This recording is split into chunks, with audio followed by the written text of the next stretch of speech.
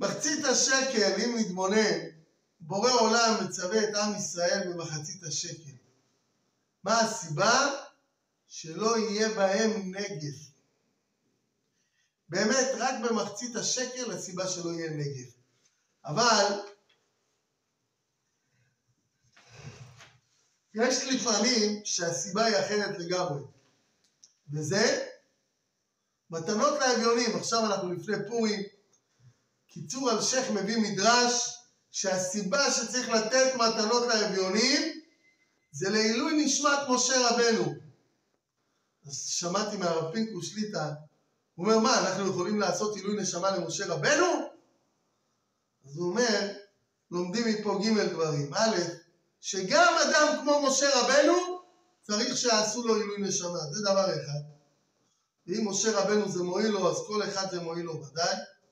דבר שני, שגם אנחנו יכולים לעשות לאדם כזה גדול, וכל מעשה קטן מוסיף.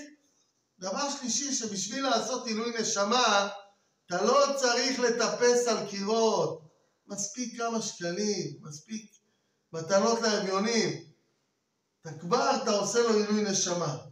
אני זוכר, כשהיינו ילדים, היה לוויה של מרן הרב שך זצ"ל.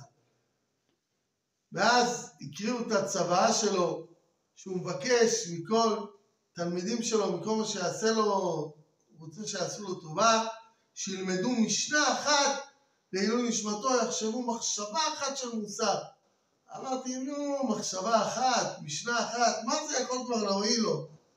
אבל אחרי שאתה קורא קצת, כמה זה מועיל, בן אדם שעבר לעולם האמת, נעצר לו המונה, הוא לא יכול להוסיף כלום, שם אתה לא יכול להוסיף. מה שיצאת מפה, מה שעשית פה, זה מה שיש לך, נגמר, לא יעזור כלום. זאת אומרת, תהיה מחשבה אחת של מוסר. כמה העוצמה של זה, משנה אחת, תראה מה הוא מבקש. הרב שך, כזה גדול. תראה איזה עוצמה. לדעת מה הערך של מחשבה.